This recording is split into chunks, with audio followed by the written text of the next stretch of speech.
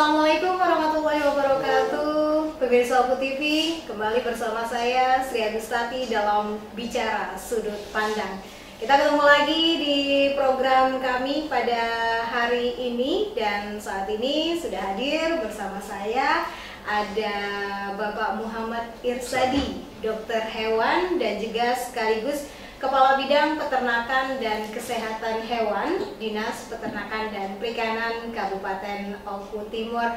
Assalamualaikum Pak Dokter. Waalaikumsalam warahmatullahi wabarakatuh. Iya, apa kabar Pak Dokter? Alhamdulillah sehat baik. Alhamdulillah sehat baik ya.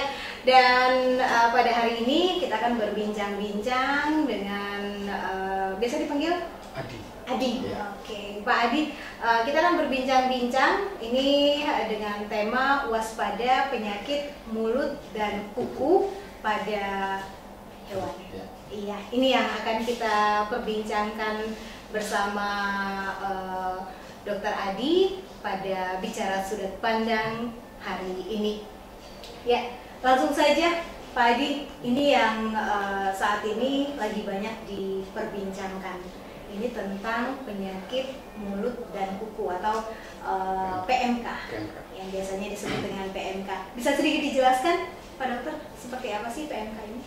Baik, penyakit mulut dan kuku pada ternak, terutama di ternak-ternak yang memiliki kuku, jadi seperti sapi, kambing, domba, babi yang memiliki kuku, namanya juga kan ada kuku.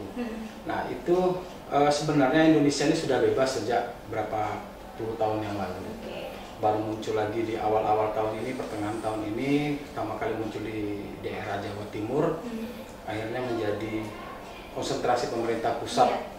Karena apa? Karena PMK ini efek ekonominya sangat besar terhadap masyarakat.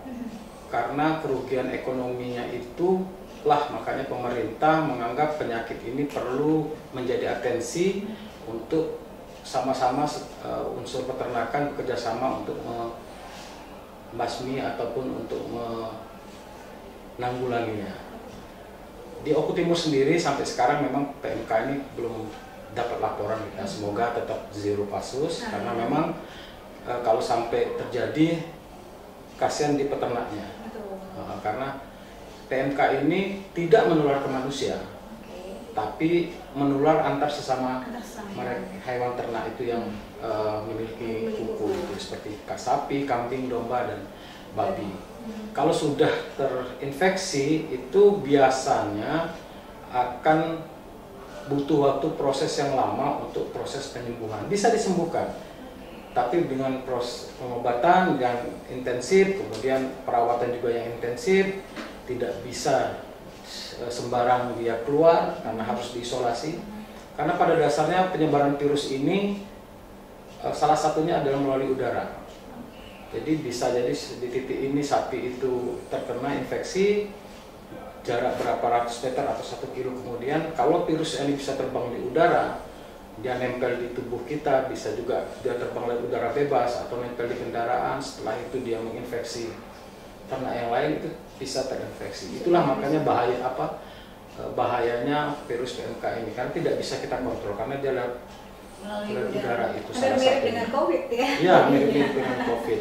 Karena melalui udara tadi. Melalui udara itu. Jadi itulah yang makanya jadi perhatian kita insan peternakan itu terhadap penyakit PMK ini. Iya. Ciri-cirinya sendiri seperti apa sih, Dok?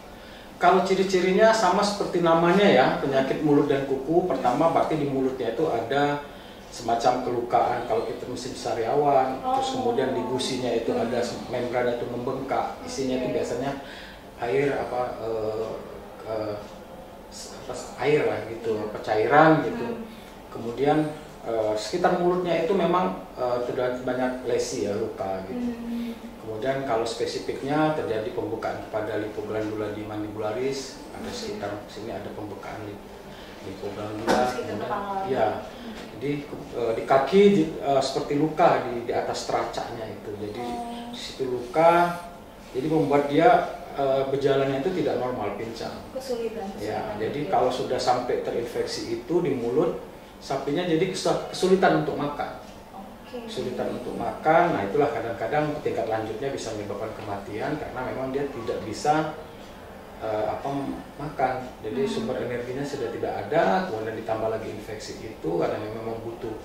Kalau virus kan tidak bisa disembuhkan dengan seperti bakteri ya, dengan antibiotik atau apa. Jadi memang kita butuh support, obat-obat suportif yang mendukung daya tahan tubuhnya untuk melawan virus itu. Di samping itu memang sekarang pemerintah sudah mendatangkan vaksin. Sebelum vaksin datang ya harus pengobatan secara intensif melalui suportif itu. Jadi kalau ada kasus seperti itu, PMK bukan tidak bisa disembuhkan, tapi memang butuh penanganan yang kontinu, dia tidak bisa sekali obat gitu. Oke, jadi memang sebelum terjadi gitu pencegahannya juga harus dilakukan gitu ya, mengantisipasi karena tadi proses penyembuhannya panjang ya dok ya? Ya, inkubasinya tuh 14 hari, jadi dia masa pengembangan penyakitnya tuh 14 hari, jadi setelah itu dia bisa sembuh, bisa juga lebih lanjut kematian atau apa. Kalau masalah pencegahan, yang pertama itu adalah ternak kita sendiri. Jadi ternak kita sendiri itu maksudnya itu bahwa kita harus prepare terhadap kesehatan ternak kita. Kebersihan itu terutama kebersihan, kemudian kebutuhan pakannya biar dia punya energi yang kuat untuk tubuhnya, kemudian menghindari kontak dengan hewan lain atau dengan ternak lain atau dengan orang lain untuk sementara ini, karena memang virus ini kan bisa nempel di mana-mana. Jadi bisa dibawa oleh tubuh kita juga, misalnya kita dari kita pemilik sapi dari keluar tempat peternak lain, misalnya terjangkit kita pulang, bisa jadi virusnya nempel di badan kita atau di baju kita. Kita ketemu dengan ternak, akhirnya ternak itu bisa virusnya bisa menginfeksi ternak kita. Jadi pencegahannya yang paling penting itu adalah bagaimana kita aware terhadap peternak kita, menjaga kesehatannya, kebersihannya, kemudian menyukupi kebutuhan pakannya. Itu. Kemudian bagaimana cara mencegahnya, salah satunya yang paling gampang itu adalah penyemprotan disinfektan. Disinfektan itu yang paling ini. Nah, dari Dinas Peternakan dan Perikanan sendiri, apa upaya yang dilakukan? Karena kita ketahui bahwa peternak-peternak kita sih biasanya mereka istilahnya meliarkan hewan-hewannya gitu. Nah, itu apa yang dilakukan oleh Dinas Peternakan? Kalau dari Dinas sendiri untuk mengantisipasi perkembangan PMK ini memang kita memang sudah menghimbau kepada petugas-petugas kita di lapangan untuk mensosialisasikan penyakit PMK ini. Kita juga sudah membuat leaflet, brosur itu tentang PMK kita sebarkan ke masyarakat. Kemudian sebenarnya di Oku Timur ini sapi yang diliarkan tuh sapi yang digembalakan tuh nggak banyak karena sudah bentuknya semi intensif, sudah dipelihara di kandang. Jadi sudah sangat menguntungkan bagi kita dinas itu dalam mengantisipasi setiap ada permasalahan penyakit seperti ini. Jadi kita sudah tidak khawatir dengan penyebaran yang luas karena masyarakat sudah mengkandangkan. Jadi kita cukup melakukan peninjauan, kita melakukan sosialisasi dari kandang ke kandang.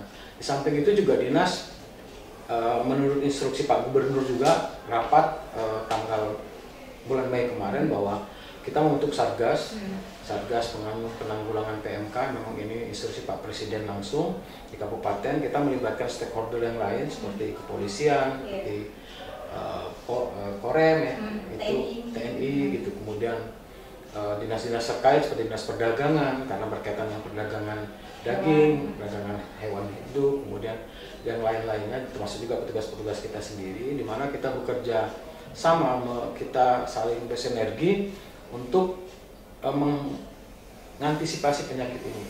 Misalkan mulai dari penyebaran ternaknya, kita memang berusaha untuk tidak mendatangkan ternak dari luar.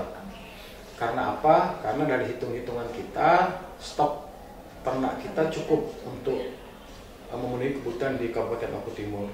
Tapi kalau untuk keluar saya persilahkan karena berkaitan dengan kabupaten lain. Tapi kalau masuk, saya sementara ini tidak memberikan rekomendasi untuk sapi masuk ke Oku Timur. Oku Timur gitu ya. Sama berkaitan dengan PMK ini. Oke, jadi tapi untuk stok kita sendiri alhamdulillah tidak ada, kan mungkin bisa ini supply juga ke daerah-daerah lain. Nah, ini berkaitan dengan penyakit mulut dan kuku pada hewan ternak pada hari ini menjelang hari raya Idul Adha, hari raya Kurban.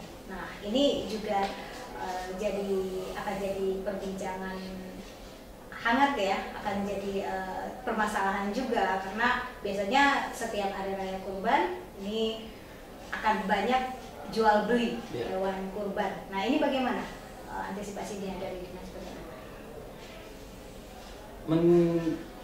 Menjelang hari raya Idul Adha ini memang kita tidak bisa pungkiri bahwa kebutuhan sapi itu memang sangat banyak ya, sangat banyak, dan itulah PMK ini hadir di saat mendekati Idul Adha. Itu menjadi atensi kita bagaimana caranya supaya semuanya menjadi aman.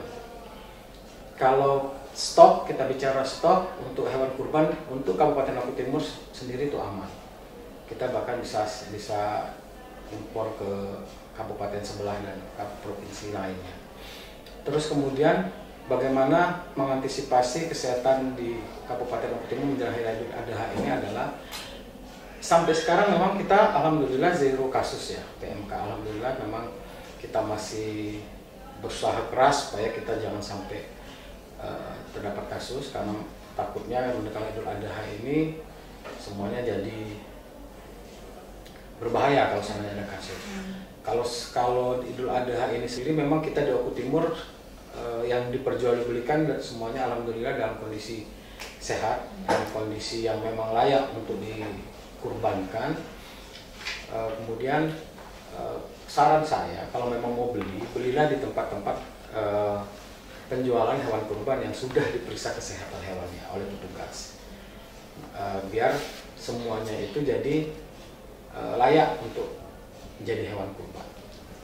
Iya, baik pemirsa Oku TV, ini menarik ya perbincangan tentang penyakit mulut dan kuku di hewan ternak bersama Dr. Adi, dan kita akan kembali lagi berbincang-bincang dengan Dr. Adi setelah yang satu ini.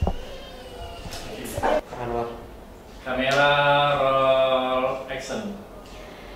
Baik pemirsa Oku TV, kembali lagi bersama saya Sri Agustati dan Dr. Adi. Ini dokter hewan dan juga selaku Kepala Bidang Peternakan dan Kesehatan Hewan Dinas Peternakan dan Perikanan Kabupaten Oku Timur. Kami tadi sudah cukup banyak dijelaskan ya dok ya seputar penyakit mulut dan kuku pada hewan ternak, dan ternyata ini sangat membahayakan ya dok ya, meskipun memang tidak menular langsung ya ke manusia ya atau ke peternaknya, tetapi penularan ke atas sesama mereka ini termasuk cepat dan juga membahayakan ya. Baik, nah ini tips dok, mungkin bagaimana sih cara memilih hewan yang baik dan sehat, terutama karena sebentar lagi nih akan menjelang hari raya Kurban. Ya. Kalau tips untuk memilih hewan kurban, karena kan memang hewan kurban itu memiliki persyaratan-persyaratan secara Islam. Ya. Pertama, pastikan bahwa usianya udah cukup untuk dipotong, kemudian jantan, jangan yang betina karena tidak melanggar syariat. Kemudian kalau dari ciri-ciri fisik bisa kita periksa dari giginya. Jadi giginya hewan kurban itu sudah memenuhi syarat atau tidak. Biasanya itu kalau kita periksa itu ada 2 gigi yang permanen di atas dan di bawah, itu berarti sudah memenuhi syarat, biasanya 2 atau sampai 4 kayak gitu. Kambing juga seperti itu. Kemudian hewan itu lincah. Biasanya itu hewan itu kalau sudah di penampungan, biasanya kalau kita biasa periksa itu kalau misalnya sudah terlalu lama itu biasanya kesehatannya itu menurun. Nah itu berbahayanya kalau seandainya masih lama kemudian kita sudah beli, kalau dia tidak dalam kesehatan yang baik, biasanya nanti pas dipotong dia dalam bisa dalam kondisi sakit. Nah biasanya itu lincah, bisa dilihat dari matanya. Matanya itu berbinar, liar, kayak gitu kan, noleh sana sini. Kemudian dari tubuhnya, dari bulunya biasanya itu licin, mengkilat.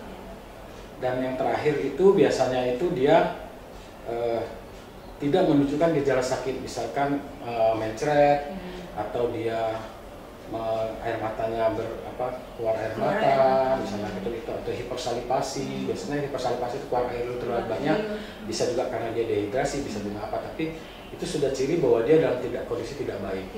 Jadi pilihlah di tempat atau penjual yang memang memiliki ternak sapi yang sehat.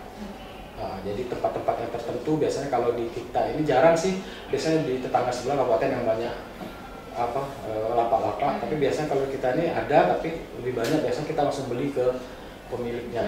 Itu lebih aman karena kita langsung ketemu dengan orangnya, orang pemiliknya, peternaknya langsung. Dan rata-rata biasanya itu adalah hewan yang sehat-sehat semua. Itu kalau untuk tips pemilihan hewan kurbannya ya. Nah kalau untuk dagingnya sendiri, ini buat ibu-ibu nih, bagaimana sih memilih daging yang baik gitu, jangan sampai tertipu, ini jangan-jangan daging kemarin atau mungkin daging gelonggongan dan lain sebagainya, ini seperti apa nih?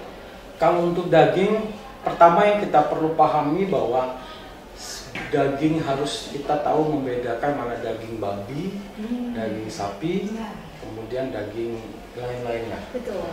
Tapi yang kita paling perlu kita perhatikan adalah antara daging babi atau daging sapi.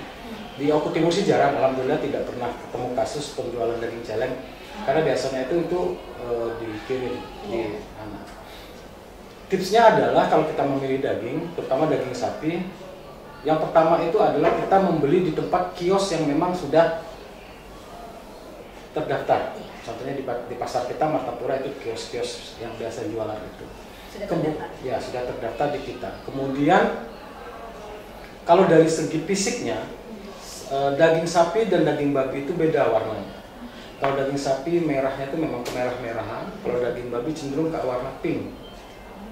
Tapi ada juga sapi yang berwarna pink, tapi kita terus membedakannya mana lagi dari baunya. Kita aromanya itu jelas sapi baunya seperti apa, babi ya baunya juga seperti itu. Kemudian kenakalan-kenakalan di daging, contohnya misalkan gelonggongan. Itu biasanya daging sapi itu cenderung warnanya menjadi pink dan basah. Beda kalau daging yang segar itu biasanya tuh kering. Terus biasanya dia dilapisi lemak-lemak. Dan biasanya kalau daging gelonggongan tuh nggak akan mungkin digantung oleh pembelinya, penjualnya. Pasti menetes, makanya diletakkan di bawah.